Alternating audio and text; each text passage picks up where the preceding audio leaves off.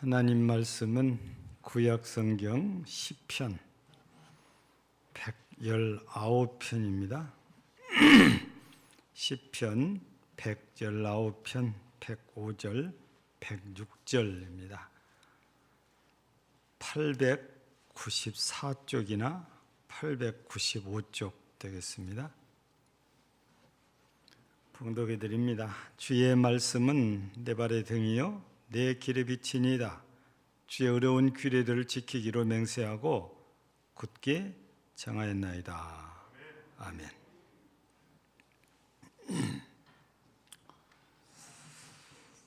(2021년을) 기준으로 하면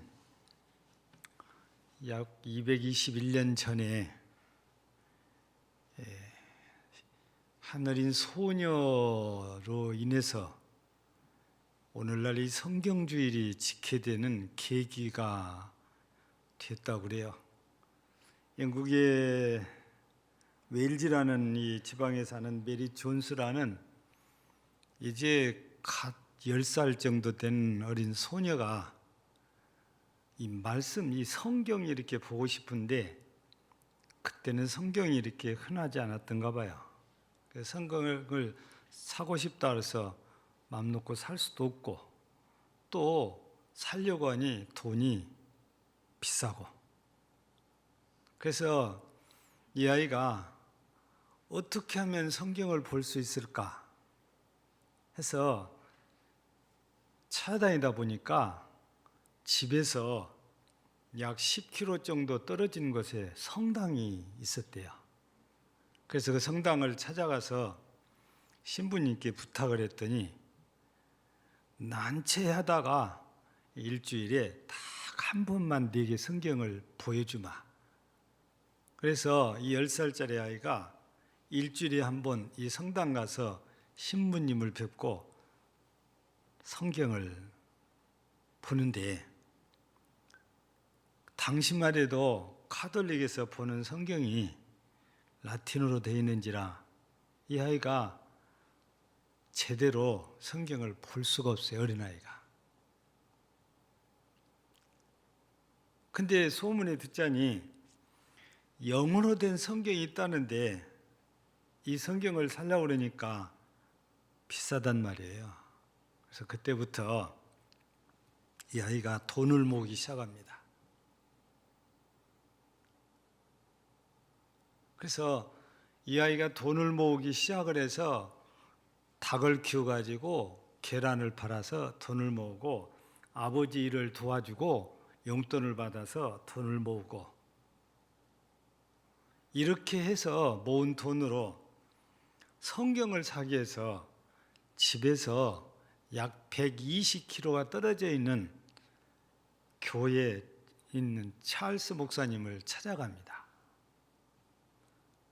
근데 그렇게 어렵게 돈을 모았고 힘들게 여기까지 왔는데 목사님 말 미안하다. 나도 너에게 성경을 주고 싶지만 팔 성경이 없다. 이미 다 팔리고 너에게 팔 성경이 없다. 엄청난 기대를 가지고 왔는데 이 대답을 듣고 이 아이가 너무너무 실망하고 절망해서 그 자리에서 주저앉아서 엉엉 울었대요. 그러니까 찰스 목사님이 너무 안타까우니까 이 소녀인 메리 존스를 불러가지고 너에게 팔 수 있는 성경은 없는데 네가 그렇게 성경 말씀을 사모하니 내 걸 너에게 주마. 그럼 목사님이 자기가 보던 성경을 돈도 안 받고 이 메리 존스에게 줍니다. 이 메리 존스는 감사하고 고맙고 너무 좋아가지고 갔는데, 그때의 찰스 목사님이 생각한 게 이렇게 말씀을 사모하는 사람도 있는데 이 사람들에게 이 성경을 보급을 해서 언제 어느 때 어디서라도 성경을 볼 수 있게 해야 되겠구나. 그래서 이걸 놓고 기도를 하기 시작을 해요. 몇 년 동안 기도하다가 사람들을 모아가지고 바로 이 성경 공예란 것을 만든 것이 1804년이랍니다. 그러니까 이때에 약 300여 명의 뜻을 같이 하는 목사님, 장로님들 그리고 후원자들이 모여서 성공공회가 이렇게 만들어졌는데, 그때만 하더라도 그냥 자기들끼리만 잘하면 된 줄로 알고 열심히 했는데, 또 열심히 했고 100년이 지난 1904년에 전 세계로 모든 교회로 다 이걸 알리기 위해서 성경주일이라는 걸 제정을 해요. 그때는 12월 5일 날짜를 정해놓고 했대요. 근데 우리나라는 그때부터 50년이 지난 1954년 달에 54년에 들어왔는데, 우리도 그해 12월 달에 이 성경주의를 지키는데 5일 날이 주일이 안 된단 말이에요. 그래서 우리나라에서는 날짜로 안 하고 주일로 지키기 시작한 게 12월 둘째 주. 그래서 우리나라는 전국적으로 12월 둘째 주가 성경주일이라고 알고 있고 그렇게 지키고 있죠. 우리나라에는 이 성경을 인쇄해서 보급하는 기관을 성서공예라고 이렇게 정해져 있죠. 여러분들이 이 성경을 돈 주고 사잖아요. 그러면 인쇄하는 출판사가 있고, 이걸 보급하는 유통망이 있고, 또 판매하는 서점이 있고, 그래서 한 권의 성경이 우리 손에 들어올 때까지는 여러 경로를 거치는데, 그런 경로 통해서 그분들의 수고비가 다 포함된 가격으로 성경책 한 권이 얼마 이렇게 정해져 있죠.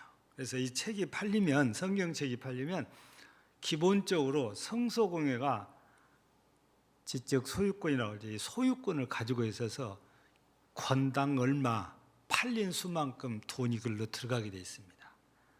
찬송가도 똑같습니다. 찬송가도 돈을 주고 이렇게 사서 쓸 수가 없으니까 허락받은 것만 해서 하는데, 지금 제가 가지고 있는 성경하고 우리 입당할 때 임직자들이 받은 성경하고 찬송가가 약 3곡에서 4곡 정도 다릅니다. 왜냐하면 찬송가의 저작권을 갖고 있는 그 후손들이 우리 내놓을 수 없다 가지고 한참 판매를 하다가 이분들이 허용을 해주지 않아 가지고 그 찬송가가 빠지고 다른 찬송가가 그 자리를 차지하고 들어왔어요. 그래서 장수가 어쩌다 보면 틀린 찬송가가 요즘 사는 성경에는 다를 수가 있단 말이죠. 예. 그래서 이 성경은 성서공예로, 찬송가는 찬송가 공예로 각각 일정한 판권 비용이 이렇게 지불되어지고 있죠. 예.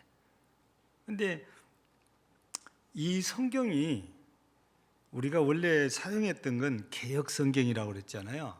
그러다가 개역 개정판이라고 그래서 지금 우리가 보는 성경인데, 이 개역 개정판은 4번을 거쳐서 수정하고 또 보완해서, 그래서 우리가 쓰고 있는 성경은 개역 개정 사판 이렇게 부르는 거예요.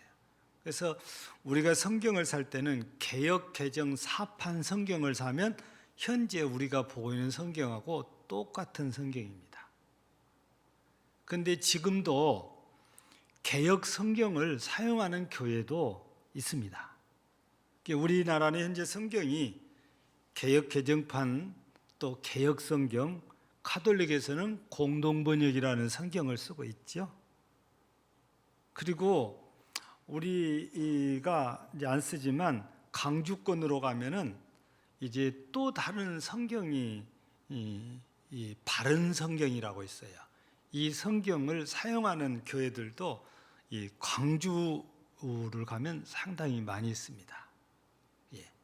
근데 이것이 보급이 이렇게 이제 안 되는 것은 성서공회에서 반대를 하니까, 강단용으로 반대를 하니까 우리한테는 잘 안 오고 있지만, 이 바른 성경이 광주신학교를 중심해서 떠드있는 목사님들이 모여서 이 성경을 다시 했는데, 그 다시 하게 된 것은 이 개역 개정판이 여기까지 오긴 과정에서 성경으로 내놓기는 너무 안 됐다, 안 된다는 부분들이 많이 보였어요. 물론 그 뒤에 고친 것이 오늘 이 성경이거든요. 너무 그냥 직역을 하다 보니까 야한 표현들이 너무 많은 거예요. 그래서 이건 강단용으로 사용할 수 없다. 그래서 다시 번역이 된 게 바른 성경이거든요. 그래서 바른 성경은 현재 우리가 쓰고 있는 개역 개정판 성경하고 조금 다르고 대부분은 대동소이합니다. 예.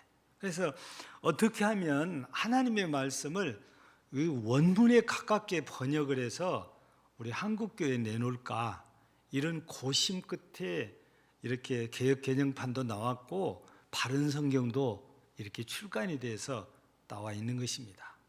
우리 한국에는 한국에서 이렇게 새롭게 번역한 이런 성경들이 표준 새번역 성경도 또 따로 있어요. 그리고 이제 어린이들을 위해서 어린이용 성경 해가지고 쉬운 성경이라는 성경도 있습니다. 성경이 우리는 똑같이 하나다 그러지만 번역하는 그에 따라서 여러 각도로 번역을 해놔서 종류가 많습니다. 그런데 중요한 건 강단용으로 허용이 됐냐 안 됐냐고예요. 강단용으로 허용된 성경은 이전에는 개역 성경이고 지금은 개역 개정판 성경이다. 이 한국교회 교회 강단에서 쓸 수 있는 성경을 이렇게 정해놓고 있습니다. 예. 이를 위해서 각 교단에서는 성서공회에다가 이사를 파송을 다 해놨어요. 그 이사로 파송되어 가신 분들이 이런 일들을 잘 살펴서 이렇게 이제 하고 있거든요. 그러면 왜 성경주의라는 걸 만들어서 이렇게 한국 교회뿐 아니라 세계 각 그 기독교 있는 데마다 이렇게 지키냐?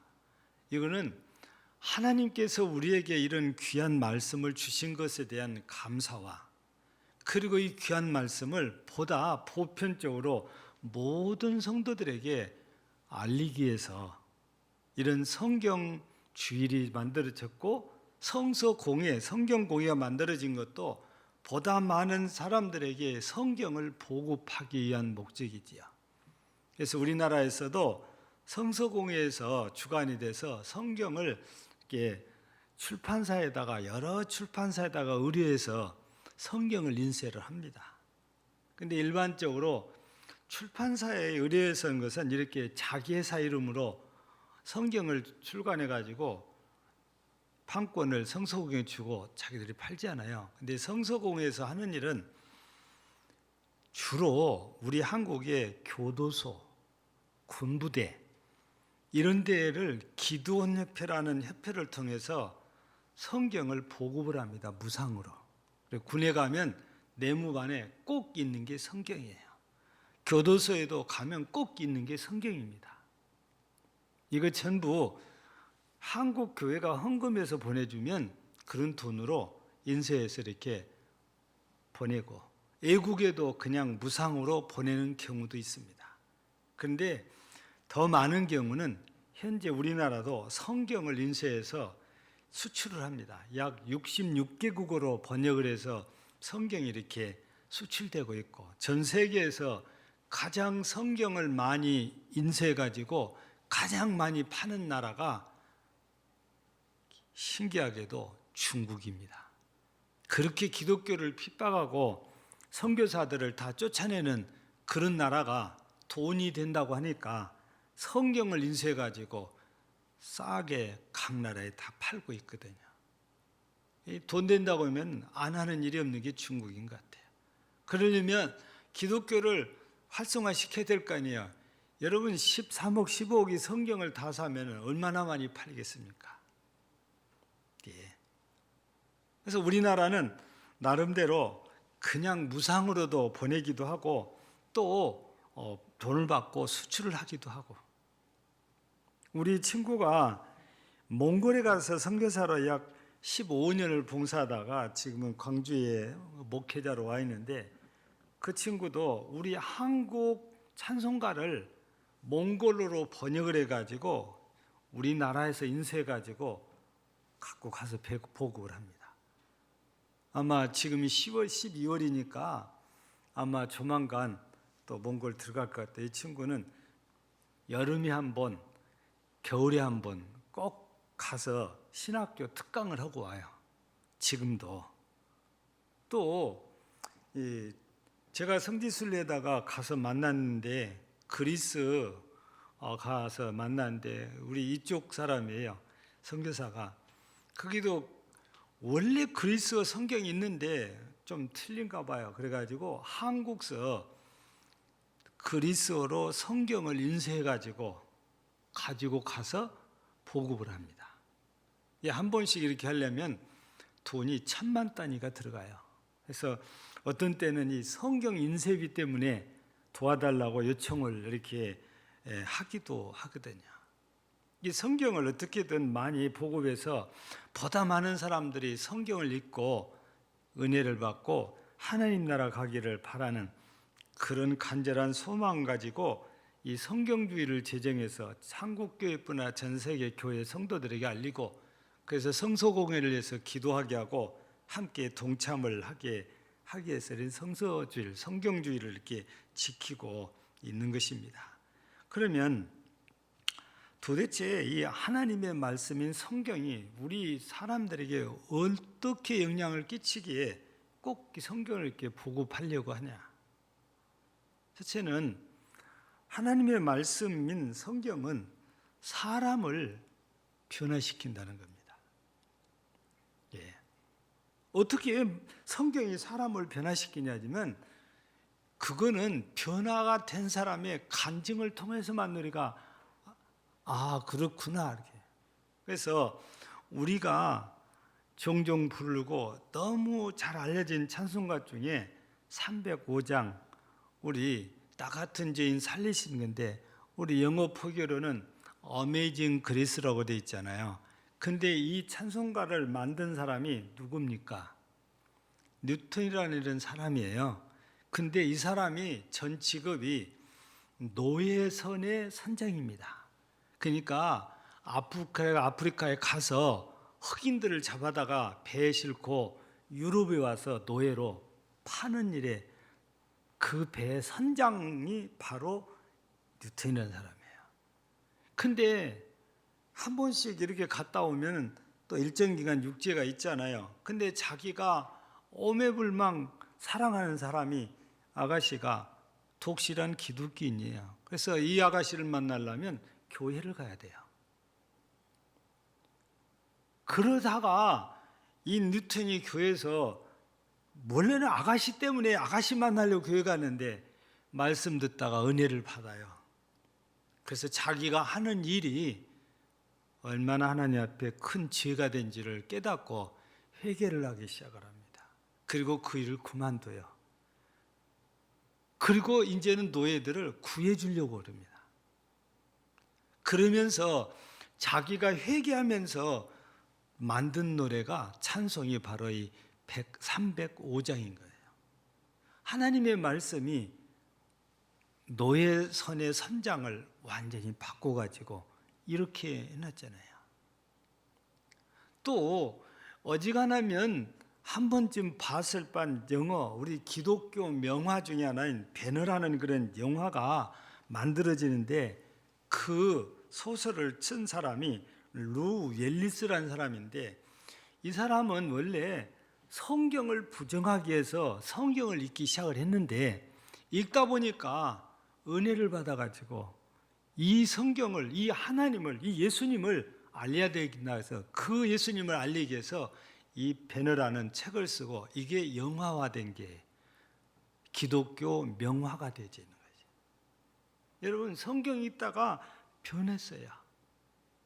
우리 기독교 역사에 아주 중요한 분 중에 한 분이 어거스틴인데, 우리 장로교 교리 가운데 예정 교리를 성경에서 발견해 가지고 논리화시켜서 조직신학에 내놓은 사람이 어거스틴이거든요. 근데 원래 이 사람은 기독교를 별로 안 좋아했어요. 그래가지고 어머니가 그렇게 열심히 신앙생활하는 것이 못마땅하고 자기도 가져오니까 이게 싫어서 어머니를 떠나버리거든요. 그리고 가서 이상한 만이교에 빠져가지고 만이교 여성과 결혼해서 딸까지 낳아요. 근데 어머니니까 완전히 외면할 수가 없어서 종종 어머니에게 인사를 이렇게 하러 오고, 어머니는 만날 때마다 아들을 고면합니다. 근데 한 번은 어머니를 뵈러 왔는데 어머니가 혼자 기도하시면서 성경 구절을 인용하는데, 로마서 13장 13절 낮에와 같이 단정히 행하고 방탕하거나 술 취하지 말며, 요 성경 구절을 인용해서 기도하는데 자기가 이렇게 방탕한 생활하고 있단 말이에요. 근데 어떻게 아는 것처럼 어머니 입에서 이 성경 구절을 끌어다가 기도하니까 여기서 어거스틴이 감동이 돼가지고 무릎을 꿇습니다. 그리고 이방종교에 빠지는 부인 어쩔 수 없이 이별하고 딸도 이별하고 돌아와서 하나님 앞에 엎드리는 것이 위대한 신학자가 됐어요. 여러분, 말씀이 이렇게 사람을 변화시킵니다. 여러분, 히브리서 4장 12절 말씀을 보면 하나님의 말씀은 살아있고 활력이 있어 좌우의 날선 어떤 검보다도 예리하여 혼과 영과 관절과 골수를 찔러 쪼개기까지 하며 또 마음의 생각과 뜻을 판단하나니 그래요. 하나님의 말씀은 살아있고 활력이 있다는 것입니다. 움직인다는 말씀이잖아요. 그래서 그 말씀은 너무너무 예리한 칼날 같아서 혼과 영과 관절과 골수를 찔러 쪼개기까지도 하고 우리 마음의 생각까지도 다 꿰뚫어 보신다는 거죠. 그래서 우리가 하나님의 말씀 앞에 서면 내가 무슨 죄를 지었는지 알게 됩니다. 내가 뭘 잘못하고 있는지 알게 되지요. 그 말씀은 우리의 죄를 깨닫게 하는 겁니다. 그래서 바울 사도는 율법에 대해서 얘기할 때 몽학 선생이라고 인도자라고 그랬거든요. 죄를 깨닫도록 인도해 주니까 율법이에요. 곧 말씀이라는 겁니다. 그런데 이런 말씀을 통해서 죄를 깨닫고 회개한 사람은 틀림없이 변합니다. 어거스틴이 그랬잖아요. 뉴턴이 그랬잖아요.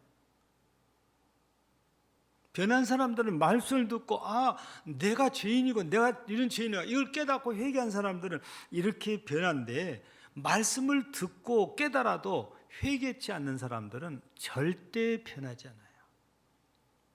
여러분, 사도행전에 보면 상황이 비슷해요. 근데 어떤 사람들은 회개하고 새로워지면 어떤 사람들은 더 악해져요. 강팍해져요. 근데 여러분, 사도행전 2장에 보면 베드로가 설교를 했는데 3,000명이 회개하고 들어오잖아요. 그때 베드로의 설교를 듣던 사람들이 베드로와 사도들을 찾아와가지고 형제들아 우리가 어찌할꼬? 마음에 찔린데 왜 그래요? 베드로의 설교 가운데 너희가 십자가에 못 박아 죽인 예수가 메시아다는 거예요. 그리스도다. 이 말을 듣는 순간 그냥 몽둥이로도 맞은 것 같고 칼로 그냥 찔림 받고 너무너무 아픈 거예요.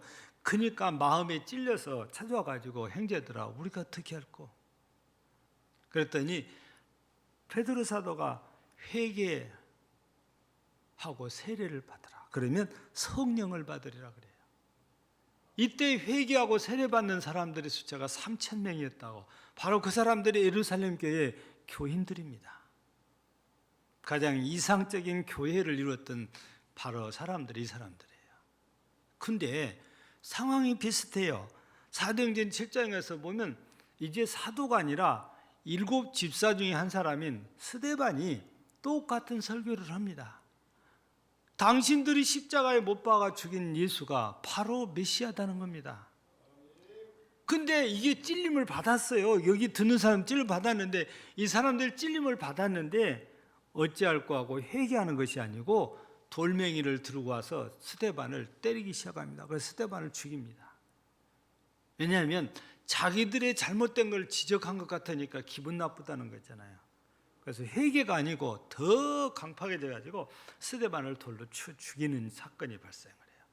똑같이 하나님의 말씀을 듣고 찔림을 받았어요. 그런데 베드로의 설교를 듣는 사람들은 회개하고 돌아섰지만 스데반의 설교를 듣는 사람들은 강팍해져 스데반을 돌로 죽인 거잖아요. 그러니까 말씀을 듣고 깨달은 사람들이 회개하면 진짜 새롭게 변합니다. 성경이 바로 그런 역할을, 그런 능력이 있다는 거예요. 또한 하나님의 말씀인 성경은 우리를 인도해 주시는 인도자, 그것도 선한 길로, 바른 길로 인도해 주시는 그런 역할을, 조금 전에도 이 율법 몽학 선생 인도자라고 말씀을 드렸잖아요. 그래서 오늘 105절에 보면은 주의 말씀은 내 발에 등이요 내 길에 빛이니라. 우리가 길을 가는데 잘 갈 수 있도록, 바른 길 갈수록 등불이 되어주고 빛이 되어주신단 말이에요. 우리 디모데후서 3장에 가서 보면 모든 성경은 하나님의 감동으로 된 것으로 교훈과 책망과 바르게 함과 의로 교육에 유익하다. 우리가 하나님의 사람으로 살기에 가르치기에 유익한 게 성경이라는 거예요. 또 우리 15절에 보면은 무슨 말씀이 됐습니까? 성경은 이렇게 하나님의 감동으로 됐는데 우리가 구원받을 수 있는 지혜가 성경이다 그래요. 구원에 이르는 지혜를 주는 것이 성경이라. 우리를 하나님 나라로 이렇게 인도해 주는 것이 성경이라는 것입니다. 그래서 시편 19편에서는 9절 10절에서 여호와를 경외하는 도는 경결하여 영혼까지 이르고 여호와의 법도 진실하여 다 의로우니 금 곧 많은 순금보다 더 사모할 것이며 꿀과 꿀송이 같다 그래요. 다윗의 고백이에요. 하나님의 말씀을 이렇게 듣다 보면 은혜가 넘쳐서 꿀처럼 달달하고 표현한 거거든요. 이 유대인들은 우리가 알고 있는 대로 어려서부터서 하나님의 말씀에 대한 교육을 받아요. 엄마들이 하는 얘기는 다 성경 얘기입니다. 예. 그러니까 아무 것도 모르고 있을 때부터서 무의식 중에도 하나님의 말씀을 듣고 자란 이들이 유대인들이에요. 다윗도 유예가 아니지요. 하나님의 말씀으로 이렇게 교육을 받다 보니까, 물론 그때는 학교도 없어요. 다윗은 이제 학교에 다녔다는 그런 얘기도 한마디도 없어요. 가정에서 받은 하나님의 말씀의 교육이 전부 다예요. 우리가 신명기서를 보면은 6장에서 들으라 해가지고 4절부터 들으라, 이게 시나고게잖아요. 셈아. 그래서 하나님의 말씀을 기록해 가지고 누워 있을 때도 앉았을 때도 길을 갈 때도 늘 듣거나 보거나 생각하게 하도록 해서 이마에도 붙이고 팔목에도 붙이고 천정에도 붙이고 문 인방에 안팎에 다 붙입니다. 똑같은 성경이에요. 그는 말씀으로 이렇게 은혜를 받다 보니까 담대해져요. 그래서 골리앗 앞에서도 전혀 기를 죽지 않아요. 하나님이 함께 하신다는 확신이 드니까. 여러분, 하나님께서는 이렇게 우리를 하나님의 사람으로 합당하게 살도록 역할을 잘 해줘요. 도움을 줘요. 인도를 해줘요. 교육을 시켜준다. 이 말씀이거든요. 그래서 우리가 이런 능력의 말씀을 자꾸만 보면 잠이 온다 해가지고 멀리할 것이 아니고 자꾸 가까이 해야 돼요. 친해져야 됩니다. 그래야 우리가 말씀의 힘을 얻어서 다윗처럼 강한 자가, 담대한 자가 되어줄 수 있거든요. 제 눈으로 확인한 건 아니지만 이런 뉴스나 이런 것들을 통해서 보면 이 코로나19가 장기화되면서 환자들이 많이 생겼는데 무슨 환자가 많이 생겼냐? 우울증 환자가 많이 생겼대요. 외출 마음대로 못하지, 여행 마음대로 못하지, 모임 마음대로 못하지, 가고 싶은데 마음대로 못 가지. 완전히 사방이 막혀있는 감옥살이 같아가지고 우울증 환자가 그렇게 많대요. 그래서 정신과 병원이 그렇게 손님이 많아졌대요.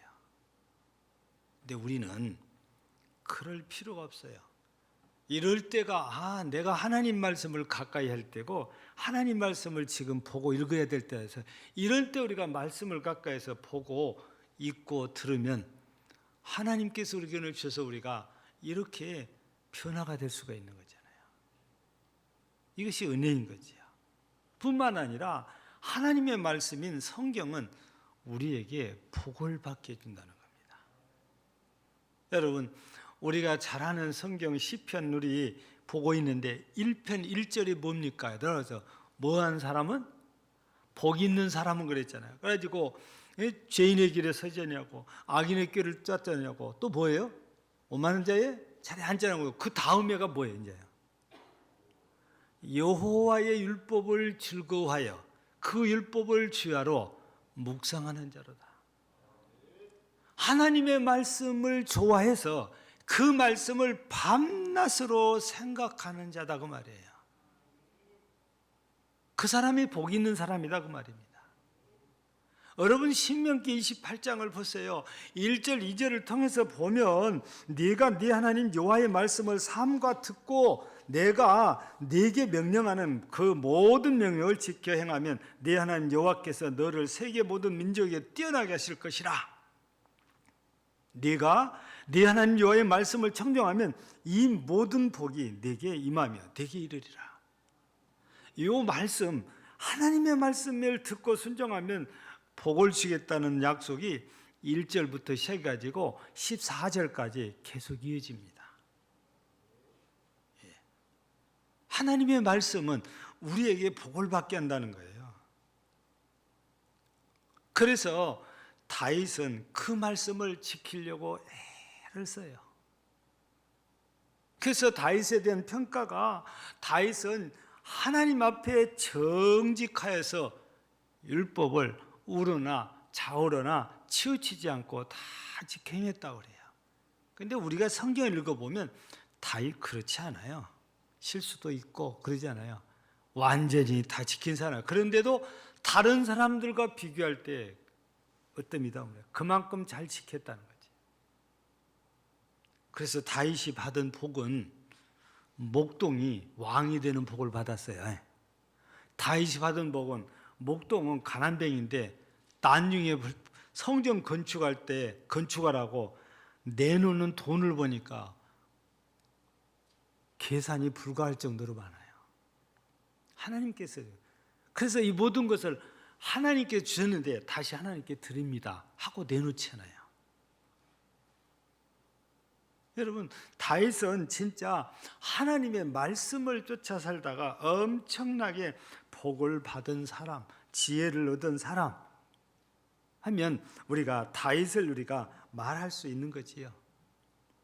사랑하는 우리 성도 여러분, 우리 2021년 성경주의를 맞아서 성경이 나와 자작한 게 없는 것이 아니고 너무 밀접한 관계가 있어요. 하나님은 이 성경을 통해서 하나님을 계시하잖아요. 내가 하나님을 그래서 만나려면 말씀 속으로 들어가야 돼요. 나이 드신 분들은 성경을 많이 들으시고 눈 침침해 성경 못 보니까 많이 들으세요. 요즘은 CBS, CTS, 또 극동방송 이런 방송만 들어도 하나님 말씀을 많이 들을 수 있습니다. 또 스마트폰 있으면 성경 앱을 하나 아들, 딸들한테 부탁해서 깔아달라 하세요. 그거 보면 성경 읽을 수도 있고 들을 수도 있고 그래요. 아니 헬스를 갔는데 늘 만나던 저보다 나이가 많아요. 한참 많아요. 예, 9살이나 많은 분이, 한 7살 많은 분이 어느 날 뽀짝뽀짝하고, 목사님 혹시 성경을 USB에 담아서 파는 건 없어요? 그래서 있지요. 그거 얼마요? 그러니까 저 안 사봐서 얼마인지는 모르겠는데요, 여러 가지입니다. 근데 살 필요 없습니다. 그래서요. 스마트폰 플레이스토어에 가서 성경 딱 치면은 성경이 아주 많은데, 광고 뜨면 띄워주면은 공짜로 다 성경 보고 들을 수 있으니까 그냥 거기서 하세요. 그래요. 아이고 그러십니까? 목사님 안 만났으면 괜히 돈 버릴 뻔 봤습니다. 여러분, 스마트폰에 앱 깔면 다 우리 성경 보고 들 수 있고, 어떤 데는 큐티까지도 할 수 있잖아요. 어디서든지 이렇게 볼 수 있는 세상이에요. 근데 그렇게 하다 보니까 우리 성경이 우리에게 아무것도 아닌 게 아니라, 그 성경이 나를 변화시킬 수 있고, 그 성경이 나를 주께로 인도하고, 그 성경이 나로 복을 받게 한다는 겁니다. 우리 2021년 성경주의를 맞아 성경이 이렇게 내게 귀한 것을 깨닫고, 이제 더 이 코로나 시대에 다른 텔레비전에 시간 뺏기지 말고 성경 보시고 성경 들으시고, 여러분도 다윗처럼 은혜 받고 뉴턴처럼 은혜 받고 또 어거스틴처럼 은혜 받고 변화되고 하나님 앞에 가까이 나아가고 하나님께서 주시는 이런 복들을 받아 누리기를 바라요. 아브라함이 다 복 받았다고 그랬잖아요. 근데 아브라함이 복 받았다는 것만 생각하면 안 돼요. 왜 그렇게 복을 받았는지를 알아야지요. 갈대아 우르에서 살고 있을 때 하나님께서 뭐라고 합니까? 너는 네 고향 친척 아버지 집을 떠나 내가 너에게 지시할 땅으로 가라 했을 때 아브라함이 그냥 순종해요. 그래서 복을 받는 거예요. 말씀에 순종할 때. 우리 모두가 하나님의 말씀이니 성경을 읽고 듣고 보고 순종함으로 이렇게 변화되고 하나님 나라로 향하여 가고 또 복을 받는 여러분 모두가 되어지기를 주의 이름으로 축복합니다. 하나님 우리 아버지 감사합니다. 오늘은 2021년 성경주의를 맞아 하나님의 말씀이 우리의 일을 변화시키고 우리를 주께로 인도해 주시고 우리가 복을 받게 한다는 놀라운 사실을 알았습니다. 이제 어느 때보다도 우리가 코로나 때문에 답답한 이때가 바로 하나님 말씀을 가까이 할 때임을 믿고 말씀을 늘 읽고 듣고 보아서 순종함으로 하나님께서 신명기 18장에서 약속한 말씀처럼 복을 받는 성도들 모두 되게 하옵소서. 예수님 이름으로 기도하옵나이다. 아멘.